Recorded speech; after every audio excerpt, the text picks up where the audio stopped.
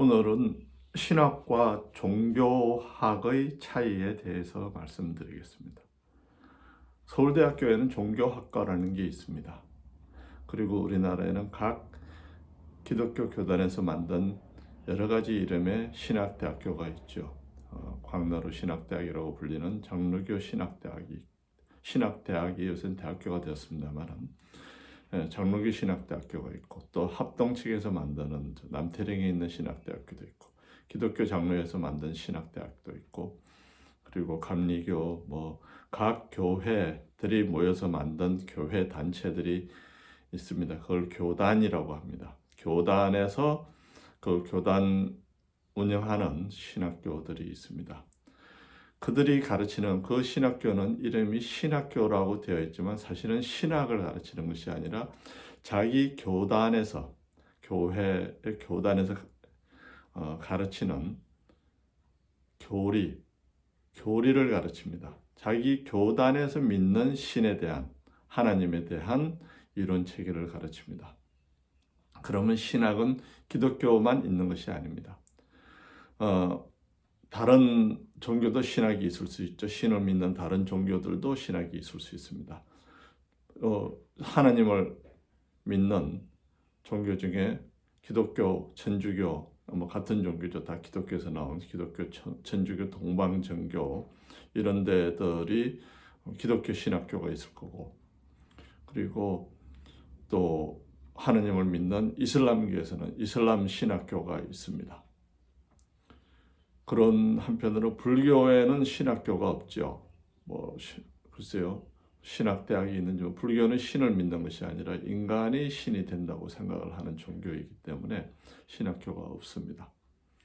한편으로 종교학과라는 게 있습니다. 서울대학교에는 종교학과라는 게 있는데, 요즘 유튜브에 보면은 윤회가 있다고 열심히 주장하고 다니는, 열심히 강의하는 최준식 박사님이 서울대학교 종교학과를 교수를 한참 지내셨습니다. 그분은 원래 대학교를 서강대학교에서 역사학을 했는가 철학을 했는가 그랬는데, 서울대학교 종교학과 교수를 한참 하시다가 다음엔 어디 가서 또 교수를 하다가 요즘은 윤회를 한참 설명을 하고 다닙니다. 윤회가 있다, 사후생이 있다 얘기를 하는데, 한 20년 전인가요? 그때는 또 민속 종교에 열심히 빠져가지고 주술, 무당, 그래서 이 무당 굿하는 걸 보면서 그걸 한참 소개하는 책도 써내기도 했습니다.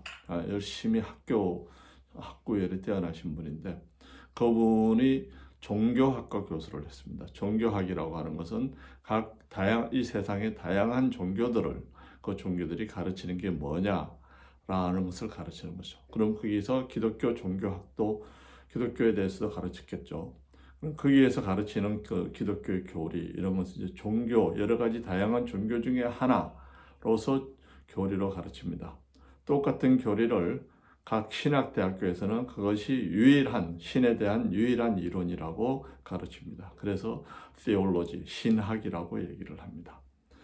그렇게 원래 신학대학교로 출발을 한 신학대학교는 출발을 한 데가 많이 있습니다. 신학교는 이제 최소한 대학입니다. 요즘은 다 대학교라고 하는데, 종합대학교 안에는 각 대학이 있습니다. 사회과학대학, 인문대학, 법과대학 이런 식으로, 자연과학대학, 대학 이런 식으로 대학이 있는데, 신학교는 각 대학교 안에 신학과가 아니라 신학대학을 설립을 합니다. 그래서 독자적인 대학이 되는데, 대한민국에서는 연세대학교 신학대학이 그런 형식입니다. 그 모델은 하버드나 프린스턴이나 옥스퍼드 대학교의 모델을 딴 겁니다. 원래 신학을 공부하던 데에서 그것이 발전해서 대학이 되면서 대학 안에 신학대학이 되고, 그래서 이 대학교에서 미국이나 영국의 유명한 대학교에서는 신학대학이 상당히 중요한 자리를 차지를 합니다. 그리고 또 기독교에서, 그 신학대학교에서는 가르치는 것이 당연히 기독교의 신학이었습니다. 기독교에서 가르치는 신학이었는데, 얼마 전에 놀라운 사건이 일어났습니다. 그런 기독교 신학을 가르치는 것으로 출발을 한 하버드 대학교의 신학대학의 학장으로 기독교인이 아닌 분이 선임이 되셨습니다. 기독교 신학을 하시는 분이 아닌 분이 다양한 종교들 간의 화합을 어떻게 이루어낼 것인가를 연구하고 고민하는 분이 전통 깊은 기독교 신학을 가르치는 데서 출발했던 미국에서 제일 명문 중에 하나인 하버드 대학교의 신학대학 학장으로 선임이 되신 것입니다. 그리고 자세히 살펴보면 하버드 대학교의 신학부 안에는 기독교 신학, 다음에 동양 종교의 신학, 이슬람의 신학, 그런 다양한 종교의 신학들을 다 가르쳐 주고 있습니다. 그래서 우리 한국에서 교회를 다니시는 분이 흔히 알기 쉬운 신학하면 기독교의 신학만이 유일한 신학이라고 생각하는 것이 사실은 객관적으로 정확하지 않다는 것입니다. 기독교에서는 하나님은 이런 분이시고 하나님께는 이렇게 예배를 드려야 된다 하고 가르치는 것이 기독교의 신학입니다. 그런데 그것이 사실은 객관적인 것이 아니라 과학적으로 공평하거나 객관적으로 모든 시대, 모든 사회에 적용되는 것이 아니라 특정한 시기에 생겨나서 특정한 시기 동안 발달해왔던 종교 집단들이 그 종교 집단에 소속된 사람들, 그 종교를 믿는 사람들에게 가르쳐주는 종교의 자기네들 교리입니다. 규칙이기도 하고 원칙이기도 합니다. 사람들이 어떤 집단을 만들어 살면 집단의 규칙이 있죠. 집단의 목표가 있고, 군대 같으면 군대의 목표가 있고 군대의 규칙이 있죠. 돈을 버는 회사라고 하더라도 그렇습니다. 회사에 사규가 있고 사훈도 있고, 그리고 직장 윤리가 있죠. 몇 시에 출근하고 몇 시에 퇴근하고 그런 기본적인 근무 조건이 있고, 또 직장마다 다른 분위기가 있는 것처럼, 그래서 유서 깊은 회사에 처음 취업하는 사람은 그 회사의 역사, 다음에 사주의 경영 철학에서부터 시작해서 또 출퇴근 시, 근무 시간, 복장 이런 것까지 이르는 신입 직원 오리엔테이션을 받습니다. 그래서 그 회사에서 근무하는 동안 그 회사에서 추구하는 목표에 따라서 그 회사에서 정하는 행동 규범에 따라 행동할 것을 요구받습니다. 마찬가지로 종교라는 것은 어떤 집단을 결집시키기 위해서 애초에 시작이 됐습니다. 고대부터 오랜 동안 됐죠. 다양한 종교들이 만들어졌는데 그 종교들 대부분은 그 종교를 믿는, 종교를 전파하는 세력, 어떤 집단, 특히 이제 기독교처럼 유일신 종교들이 생겨난 것은 메소포타미아 지역인데 바벨론하고 또 아시리아 쪽입니다. 그쪽에서 그리고 이제 이집트, 요 세 지역의 종교가 구약의 유대교의 뿌리가 되는데요. 그 세 종교에서 따온 것이 이제 유대교를 만드는데, 그리고 그 유대교를 개성을 하면서 개혁한 것이 기독교입니다. 그래서 교회를 다니시는 분들은 보면 이해가 잘 안 되는 부분들이 있습니다. 시온은 아름다운 성이로다, 이렇게 할 때 시온이 어디냐, 왜 시온이 아름다운 성이냐, 시온 성에 무슨 이렇게 얘기를 막 합니다. 근데 알고 보면 시온은 예루살렘 성을 유대인들이 부르는 이름입니다. 그 유대교의 목표는 유대인들이 그 예루살렘을 중심으로 하는 그 지역에, 이스라엘 지역에서 그 주변 지역을 호령하던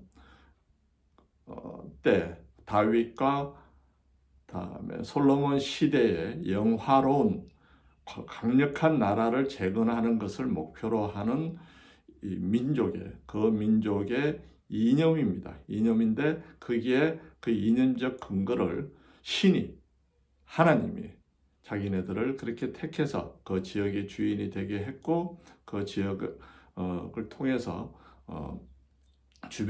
자기들을 통해서 주변 지역을 지배하도록 하셨다. 그래서 유대교의 모든 가르침은 다윗과 특히 솔로몬이 지배하던 그 시기의 영화를 복구하는 것을 하게 해 주십시오 라는 것이 그들의 기도입니다. 그래서 유대교의 신들은, 유대교에서는 여호와 하나님이 자기네들만의 신이고 자기네들은 여호와 하나님이 선택한 족속이고, 그리고 자기네들이 그 유대 지역과 이스라엘 지역을 통치하게 되는 것이 하나님의 나라라고 얘기를 하는 것입니다. 그것을 이제 변형시켜서 기독교가 만들어져 났는데, 기독교에서도 그런 유대교의 잔재들을 설명 없이 받아서 쓰기 때문에 기독교에 보면 뭐 시온을 찬양하고 예루살렘을 막 그리워하고, 다음에 예수를 그리스도라고 막 부릅니다. 근데 그 성경을 잘 읽어보면 예수는 그리스도가 아닙니다. 그리스도는 다윗의 후손이고 시온 왕국, 그러니까 예루살렘 왕국을 재건할 사람입니다. 그렇게 표현하면 예루살렘 왕국을 재건한, 예루살렘의 유대인들의 나라를 건설한 벤구리온 같은 사람이 시오니즘 운동을 창시하고 그랬던 벤구리온 같은 사람이 그리스도죠. 구약에서 얘기하는. 근데 구약에서는 여러 차례 그리스도를 이미 온 것으로 얘기를 했습니다. 이사야서에 보면은 이사야서가 예수님의 강림을 예언했다라고 주장을 기독교에서는 하는데, 예수님은 나는 그리스도가 아니다라고 직접 말씀을 하셨어요. 신약을 보면은 너희는 내가 누구냐, 다윗의 후손이라 그러니까 웃기지 마라. 다윗이 내 주를 내 주 옆에 모셨으니 하고 나를 자기 주라고 불렀는데, 어떻게 내가 다윗의 후손이면서 다윗의 주가 되겠느냐? 난 다윗의 후손이 아니다 라고 말씀을 하셨고, 그리고 우리가 마태복음에 나와 있는 예수님의 처녀 탄생 스토리를 사실이라고 한다면, 혈통상으로 예수님은 다윗하고는 아무 관계가 없습니다. 요셉의 호적상 자녀이기는 하지만, 어머니는 마리아이지만 마리아가 요셉과 정혼해서 잠자리를 하기 전에 예수님께서 잉태가 되셨습니다. 그것을 놓고서 예전의 사람들은 참 이해를 하지 못했습니다. 어떻게 처녀가 잉태를 할 수 있느냐 하고 했는데, 요즘 우리는 많이 보죠. 뭐 처녀 잉태하는 거, 대리모 체외 수정해가지고 대리모 생산하는 것을 많이 봅니다. 그러니까 처녀 잉태는 아무 문제가 없고, 그러면 수정란이 어떻게 들어갔느냐? 그 수정란 들어가는 것도 과학적으로 자녀의 난자의 단성으로 수정하는 것도 가능하게 됩니다. 그리고 애초에 하나님께서 인간을 만드셨으면 그것은 가능한 것은 얼마든지 가능하죠. 그래서 정말 믿어지지 않지만 사람들이 이제 성경을 보면 어떤 부분들은 믿어지고 어떤 부분들은 가짜라고 생각을 하는데, 사람들이 가짜라고 생각하는 부분들 중에는 진짜가 많고, 사람들이 진짜라고 생각하는 부분들 중에는 가짜가 많습니다. 그러니까 진짜라고 생각하는 중에 이제 가짜가 많은 것은, 예수님이 이렇게 말씀하셨다. 예를 들면 뭐 여자를 보고 음란한 마음을 품으면 너희 누나를 뽑아버려라, 이런 얘기 예수님이 안 하셨어요. 그 예수님께서 그렇게 하실 리가 없죠. 그런 예수님의 입을 빌어서 후대 사람들이 집어넣은 그런 얘기들은 보면 가짜라는 것이 드러납니다. 한편으로 기적과 이런 것들은 우리가 보기에 정말 불가능하다 싶은 것들은 사실은 실제로 일어났던 것일 수가 많습니다. 뭐 홍해를 가르게 했다든지, 뭐 바위를 쳐서 물이 나오게 했다든지, 그런 다음에 예수님이 병을 고친 것들, 그런 것은 뭐 요즘도 일어나죠. 부흥 집회에 가면 진짜 성령의 은혜를 받아서 병든 자를 고치는 기적들이 지금도 일어납니다. 저도 부흥 집회에 가가지고 치료를 받은 경험이 있고요. 큰 질병은 아니지만 그런 경험을 갖는 사람들은 많이 봅니다. 성령님께서 임하시면 치료를 해주십니다. 그러니까 예수님께서는 독생자로 아버지의 정자를 받지 않고 탄생하신 임마누엘 하나님이십니다. 하나님이 영이 직접 임하셔가지고 성모 마리아의 몸을 통해서 이 세상에 오셨던 예수님이 하나님이시고, 그런 부분들이 있는데, 그래서 얘기가 뭐 하다 보니까 옆길로 많이 갔습니다만은, 지금 기독교는 그런 사실을 일부는 인정하고 아니면 사실이 아닌 것까지 포함하면서 결국 교회라고 하는 종교 집단을 계속 유지하고 발전시키는 목적으로 만들어져 있고, 거기에 따라서 신학이 만들어졌습니다. 그런 종교 집단이 왜 이 지구상에 널리 퍼졌느냐, 지배하는 종교가 되었느냐 하는 것은 이제 사회학적으로, 세상 역사적으로 보면 여러 가지 있죠. 로마가 원로원이라는 공화정에서 황제 시대로 넘어가면서 공화정 시대의 신이었던 그 올림푸스의 여러 다신교에서 권력이 한 군데로 집중이 되니까 일신교로 바뀌어 갑니다. 그래서 일신교, 이 하나님이 로마의 기독교가 되면서 하나님의 대리인으로서, 지상의 대리인으로서 교황이 있고, 다음에 교황이 하나님의 지명을 받아서 지명한 황제가 있으면 그 황제는 하나님에게서 임명을 받은 사람입니다. 그러니까 황제가 권위가 생깁니다. 우리 지금 사는 세상에서는 대통령이 가장 큰 권력을 가지는데, 대통령의 권력은 국민들이 투표로 줬기 때문입니다. 그러나 옛날의 황제는 누가 당신이 제일 높은 사람이 돼서 우리에게 이래라 저래라, 우리에게 세금을 걷어가고 우리를 전쟁에 동원할 권력을 누가 줬느냐? 투표로 뽑았느냐? 안 뽑았어요.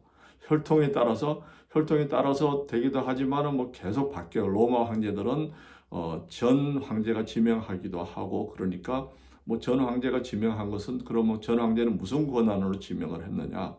내가 가진 권한이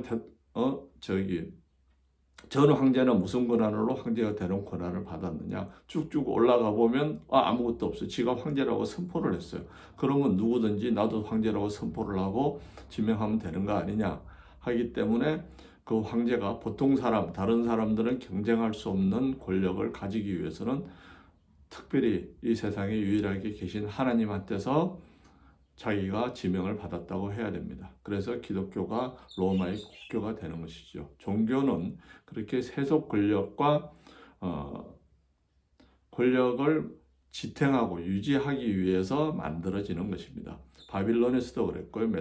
메소포타미아 지방에 있던 바빌론과 아시리아도 다 그렇습니다. 그 각 바빌론과 아시리아도 자기 도시마다 종교가 있어요. 나라마다 국교가 있어요. 그래서 그 신의 이름으로 다 공격을 하고 방어를 하고 그럽니다. 그래서 구약 성서에 보면 너네 신이 무슨 구하기를 하느냐 이런 얘기를 하고, 우리 신을 모독하느냐 이렇게 얘기를 하는데, 여호와 하나님은 이제 가만히 계시다가 하나님을 모독하면, 저기 여호와 하나님을 모독을 하고, 그리고 유대인들이 하나님께 돌아와서 하나님의 이름으로 구해달라고 기도를 하면 갑자기 기적을 행해서 이제 구해 주시기도 합니다. 대표적인 예가 어느 왕 때인가요? 바빌론 군대가 와가지고 10만 명이나 몇천 명, 몇만 명이서 예루살렘 성을 다 포위를 하고 있어서 전부 다 굶어 죽고 진짜 자식을 잡아먹는 그런 상황이 되었는데, 갑자기 이제 왕이 회개를 하고, 예언자가 누구였죠? 예레미야였던가요? 아니면 그 앞에 다른 열왕기 하에 나옵니다. 어느 왕인지 성경을 읽으신 분들은 알 겁니다. 그렇게 하니까 그 예언자가 내일 아침에 이 고기 한 건이 밀가루 한 푸세가 얼마나 떨어질 것이다, 이렇게 물러갈 것이라고 하니까 거기 있던 대신이 다 웃기는 소리 하지 마라 그랬습니다. 그러니까 너는 그걸 보기만 하고 먹지는 못할 것이다 했는데, 정말 자고 일어나 문둥병자들이 나와 한센씨 병 환자들이 다음날 우리는 어차피 이 안에서도 굶어 죽고 저 안에, 그러니까 맞아 죽어도 죽는 거고 하니까 한번 나가보자 하고 다음날 아침 둘러 포위하고 있던 바빌론 군대 병으로 나가니까 군대가 완전히 다 놔두고 도망가서 전리품하고 군수품 이런 것들 다 놔두고 도망가가지고, 거기 그 사람들이 준비했던 식량으로 그 사실을 이제 성에 알려주니까 예루살렘 사람들이 다 나와서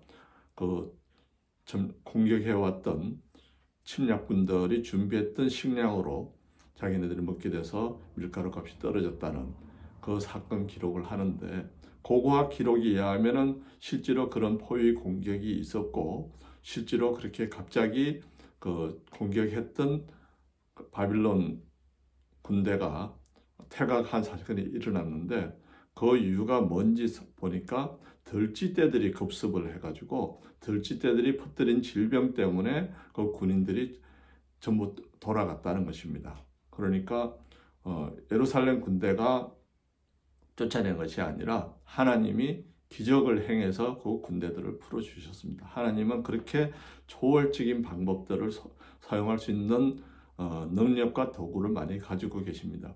당연하지 않습니까? 이 우주를 직접 만드신 분이에요.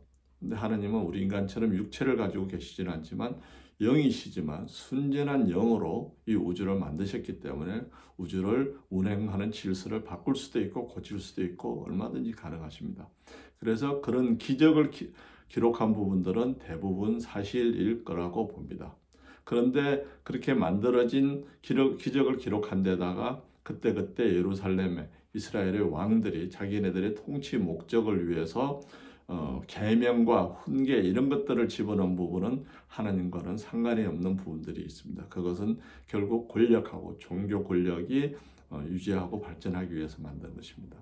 그런 것들을 전통을 이제 이어받아서 그런 자료들을 이용해서 지금 이제 운영되고 있는 것이 기독교라고 하는 종교 산업입니다. 기독교는 이제 종교 산업이죠. 산업 중에 엔터테인먼트 산업이 있지 않습니까? 연예인도 있고, 리얼리티 산업도 있고, 다음에 모티베이션 강의하는 강사들도 있고 그렇습니다. 그런 것들로 다음에 이제 보험 산업도 있죠. 리스크 관리하는 산업. 그런 것들이 다 조합되어 있는 것이 오래된 종교 산업인데요. 종교 산업은 이제 일단 협박이 있습니다. 너희들은 모두 죄인이다. 회개하고 교회에서 예배드리지 않으면 너희들은 전부 죽어서 지옥 간다. 이렇게 얘기합니다. 근데 죽어 보니까 지옥 없더라 하고 얘기하는 사람이 아무도 없으니까 그 협박은 계속 통합니다. 그러니까 보험 드는 거죠. 교회 가서 열심히 있으면은 보험 든다. 그리고 또 인간이 외롭잖아요. 외롭고 그러는데 그럴 때 마음이 허전할 때 위로해주는 말을 하니까 그 상담 역할을 하고 그런 상담과 위로를 받으려고 하고 또 사람이 침체되었을 때 격려를 받기 위해서도 그런 역할들을 해주는 것이 이제 교회에서 해줍니다. 그리고 혼자 있으면 쓸쓸하니까 같은 생각을 가진 사람들이 모여서 생각을 나누면 좋습니다. 그런 것들을 종합적으로 해주는 면에서 기독교가 긍정적인 면이 있는데, 문제는 그 가장 밑바탕의 뿌리가 악하다는 겁니다. 그 종교 이론을 만든 사람들이 악한 뿌리가 뭐냐 하면은 사람들을 협박을 하는 거죠. 죽어서 지옥 간다는 것뿐만 아니라 이 세상이 멸망하게 되어 있다는 등, 다음에 하나님께 기도를 안 하면 벌을 받는다는 등, 다음에 교회를 나가도 열심히 주일 성수를 하지 않으면 하나님이 당신 기도를 들어주지 않는다는 등, 이런 식의 협박을 슬그머니 교리 안에 집어넣습니다. 그렇게 해서 결국은 계속 교회가 성업하고 그다음에 교회를 운영하는 목사들이 부와 재산과 권위를 누리도록 만들어놨는데, 하나님은 교회를 만들지 않으셨어요. 인간들, 그리고 하나님이 교회에 간 사람들을 먼저 구원하지 않습니다. 어릴 때부터 부모님을 따라서 먼저 교회를 다니다가 하나님을 믿게 된 사람도 있지만, 그런 사람들도 교회를 다니다가 그만두는 경우가 많아요. 어릴 때 목사님 자녀들도 교회 안 다니는 경우가 많습니다. 그런데 그 사람들이 다시 교회를 다니거나 아니면 교회를 전혀 안 다니던 사람도 교회를 다니기 시작하는 것은 갑자기 하나님을 만납니다. 하나님이 찾아오시고 위로하시고 구원해 주십니다. 그러면은 하나님을 만나고 나면 내가 하나님을 만났네.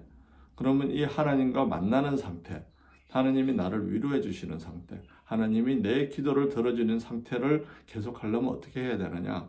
하나님과 교제하려면, 하나님과 친밀하게 지내려면 어떻게 해야 되느냐? 그리고 보면 주위를 둘러보면 교회가 있습니다. 교회에 가야 그렇게 되나 보다 생각을 합니다. 그래서 교회를 갑니다. 다른 종교에서는 하나님을 얘기하지 않으니까요.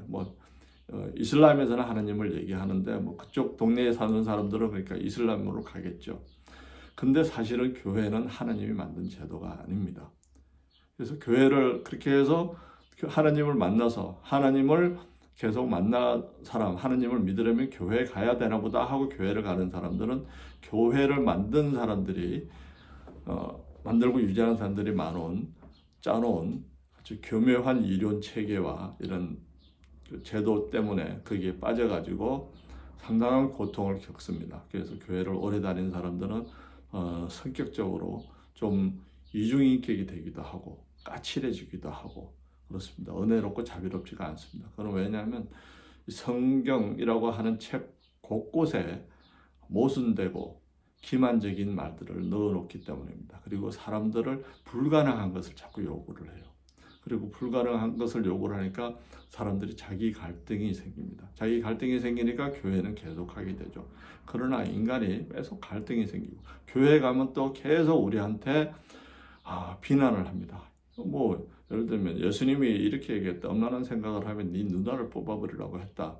그러면 우리가 두 눈을 가지고서 이 세상을 달아다니는 게 전부 다 예수님을 말씀을 거역하는 것입니다. 특히 남자들은 특히 청소년기만 되면 그 생각이 계속 듭니다. 어른이 돼서 죽을 때까지 계속 그 생각이 됩니다. 남자가 엄란한 생각을 안 하면 인류는 옛날에 멸종이 됩니다. 그래서 하나님은 생육하고 번성하라고 그랬습니다. 근데 구약에는 엄란한 생각을 하는 것 자체를 죄라고 안 했습니다. 그런데 신약에는 구약에처럼 율법을 전부 없애준다고 하면서 예수님이 엄란한 생각을 하면은 눈을 뽑아버리라고 했다. 그리고 더 악질이 바울입니다. 바울이 갈라디아서에 보면은 앞부분에서 예수님 말씀에 따라서 구약의 율법은 다 필요 없다, 죽었다, 쓸모 없어졌다 해놓고서 12장에 들어서 갑자기 엄란한 생각이나 이런 걸 하면은 성령에서 끊어진다. 성령에서 끊어지면은 그건 옛날에 구약에서 벌 받는 거나 마찬가지입니다. 구약에서 벌을 받으면 속죄제 성전에 1년에 3번 가서 1년에 한 번이라도 갖다 내면 됩니다. 비둘기 갖다 바치고 소고기 갖다 바치면 죄 용서 받습니다. 그러면 아무리 죄를 지어도 되는데 이건 신약에서는 그렇게 해서 용서 받는 게 없어요. 매주일마다 와야 되는데 매주일마다 가는 게 돌아서는 순간에 죄를 져요. 교회에 있으면서도 죄를 집니다. 교회에 있으면서도 예쁜 여자 보면 이상한 생각이 드는 청년들도 있을 수가 있고 그렇습니다. 그럼 돌아서서 나오는 순간 죄인이 됩니다. 인간은 그렇게 죄의 굴레 속에 매달려 있고 계속 너 죄인이야 하면은 그 사람이 길을 펴지 못합니다. 그래서 기독교인 중에서 위대한 사람이나 큰 사람이 되지 못합니다. 우리나라에서도 보면 큰 돈 평생 모은 돈으로 학교에 몇백억 기증하고 이런 분들은 교회 안 다니는 분들입니다. 근데 그런 분들을 놓고서 너네들은 교회를 안 다니니까 지옥 간다 하고 기독교인들은 얘기합니다. 그분들이 보면 우습습니다. 실제로 그분들이 맞습니다. 하나님은 교회를 다니거나 기독교를 믿는 것은 아무 상관을 안 합니다. 그냥 하나님을 믿고 사랑하고 하나님께 기도하면 하나님은 복 주십니다. 하나님은 왜 어떤 사람들을 복 주느냐? 착한 사람, 선한 사람 복 주는 게 아닙니다. 착하고 선하다는 우리의 기준이 하나님의 기준하고 다릅니다. 이 나라에서 착하고 선한 것이 저 나라에서는 다를 수도 있고 다윗 보십시오. 얼마나 악합니까? 자기 부하의 마누라 부인을 뺏어다가 자기가 동침하고 그리고 그 부하는 죽게 만들고 그리고 자기가 버려서 떠나갔던 옛날 부인이 다른 남자랑 잘 살고 있는데 그걸 뺏어다가 또 구태에 뺏어다가 자기 아내로 삼습니다. 그래서 재혼했던 남편이 몇십 리길을 쫓아오면서 눈물을 흘립니다. 그런 남의 가정을 파괴하고 아주 전형적인 가정 파괴범입니다. 구약 성서에 따르면은 거의 십계명 위배했죠. 다음에 솔로몬은 3,000명의 후궁 왕비를 뒀으면 3,000명이 전부 다 각기 다른 민족에서 왔고 자기 민족에 섬기던 신들을 그대로 섬겼습니다. 나 외에는 다른 신을 섬기지 말라고 하는 십계명의 첫 번째 계명을 어긴 왕입니다. 그런데 솔로몬 때 잘 살았습니다. 그러니 그 십계명도 전부 다 인간들이 만들어낸 것이고 그 십계명에 더해서 더한 율법을 만들어낸 기독교 율법도 다 엉터리입니다. 그러면 사람들이 그럼 나쁜 짓 해도 되느냐? 나쁜 짓 해도 하나님 기도 드립니다. 들어주시느냐? 예, 나쁜 짓 한 사람도 기도 들어주십니다. 하나님께 저 나쁜 짓 안 하고 싶습니다. 착하게 살고 싶습니다. 착하게 살게 해주세요. 라고 하면 그 기도 하나님 안 들어주십니까? 들어주십니다. 근데 나쁜 놈이 내 나쁜 짓을 더하게 기도 들어주세요 하고 하면은 그 기도하는 사람 자체도 안 믿습니다. 그런 기도를 들어주시지는 않습니다. 하나님이 바보는 아닙니다. 하나님의 윤리 규정은 우리가 생각하는 윤리 규정하고 다르고 교회에서 말하는 윤리 규정하고는 다르지만 하나님이 생각하시는 기준이 있으시죠. 당연히 그 기준을 우리가 이해할 수 있는 건 뭐냐? 하나님이 이 땅에서 우리들 보고 생육하고 번성하라 그러셨어요. 이 땅을 잘 관리하라 그러셨어요. 창세기에 나와 있습니다. 그리고 이 세상에 오셨던 하나님 예수님은 네 이웃을 네 몸과 같이 사랑하라 그랬어요. 하나님을 공경하고 그 공경하는 정교가 네 이웃을 네 몸과 같이 사랑해라. 그러면 내가 하려고 하는 행동이 이 중에 해당되는 거면 하나님 뜻에 맞는 거고, 해당되지 않는 것이면 하나님 뜻에 맞지 않는 거고 윤리입니다. 다른 거의 주일날 술 마시면 안 된다, 주일 성수를 해야 된다, 3일 예배를 가야 된다, 전부 다 목사들이 비즈니스 하는 겁니다. 기독교 산업을 발전시키기 위함입니다. 기독교 산업이 발전하는 거하고 하나님하고 상관이 없습니다. 기독교는 때로는 자기네들의 산업을 발전시키기 위해서 하나님의 뜻에 어긋나는 행동을 하고 있습니다. 지금까지 해왔고 앞으로도 그 교회라는 집단은 그렇게 할 것입니다. 교회 없이 하나님을 믿을 수 있고 그렇게 믿어도 됩니다. 믿어야 합니다. 그럼 교회 없이 하나님의 뜻을 어떻게 하느냐? 성경을 읽어보고 성경에 참고할 만한 것들이 많이 있습니다. 그런 성경 안 읽어도 좋습니다. 그냥 하나님이 살아계시고 우리를 만들으셨고 우리 기도를 들어주신다 생각을 하고 하나님께 기도하고 열심히 이 세상 살아가면 됩니다. 이 세상에서 생육하고 번성하고 나와 내 자손이 잘 되도록 하고 그리고 여유가 되면 이웃을 돕고 이렇게 살기 위해서 살아가는데 세상 참 팍팍하고 힘듭니다. 착하고 바르게 살면서 그렇게 나쁜 짓 안 하고 그렇게 살기 힘듭니다. 그래서 기도를 하는 겁니다. 기도를 하면 하나님이 도와주십니다. 크고 작은 일에서 도와주시는 일들이 있습니다. 큰 일은 크게 도와주시고 작은 일은 세세한 것까지 도와주십니다. 맛있는 것이 먹고 싶다 할 때 맛있는 것을 때맞춰 주시기도 하고 오늘 여행을 가는데 좋은 구경을 순탄하게 잘하고 싶습니다. 라고 기도드리면 그것도 들어주시기도 합니다. 근데 이제 이렇게 드리면은 기도 응답을 잘 받습니다. 라는 비결들을 경험한 사람들이 몇 개 있죠. 예를 들면 기도는 큰 일은 오랫동안 반복해서 미리미리 드리기 시작하는 것이 좋습니다. 예를 들면 아들이 수능 시험을 잘 보게 해주십시오 하면은 첫째 아들 보고 너도 이거 기도해 임마. 하나님께 내가 수능 시험 잘 보게 해주십시오 라고 기도를 하게 하고 그리고 부모님도 기도를 하는데 그것을 수능 시험 보기 전날이 아니라 1년 전, 2년 전, 3년 전부터 기도를 합니다. 그리고 당일날도 기도해야죠. 당일날 그 상황에 따라서 어떻게 달라질 수도 있으니까.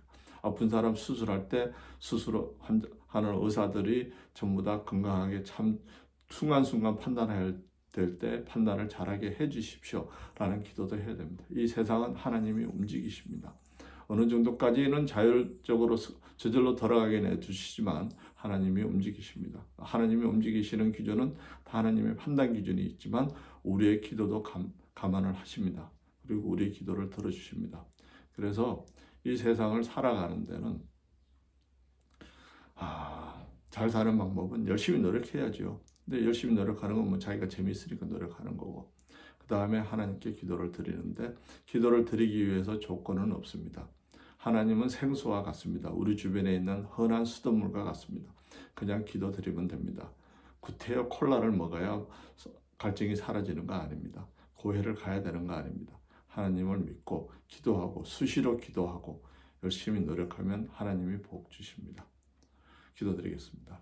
사랑과 은혜가 풍성하신 하나님 아버지, 오늘 이렇게 시간을 주셔서 하나님을 바로 알고 하나님을 바로 믿고 하나님께 기도드려서 이 세상을 성공적으로 살아가는 방법을 저희 예수 형제단들에게 알려드리는 동영상을 녹화할 수 있게 해주셔서 감사합니다. 바라옵기는 이 동영상이 많은 사람들에게 알려져서 그분들이 하나님을 바로 알고 하나님 뜻에 따라 살아가며 이 세상의 복락과 즐거움을 누리고 또 이 세상을 더 좋은 곳으로 만들고 이 세상을 잘 관리하는 데 도움이 되는 자료가 되기를 바랍니다. 하나님 역사해 주시옵소서. 성령님 동행해 주셔서 감사합니다. 임마누엘 예수님 이름으로 감사하며 기도드리옵나이다. 아멘.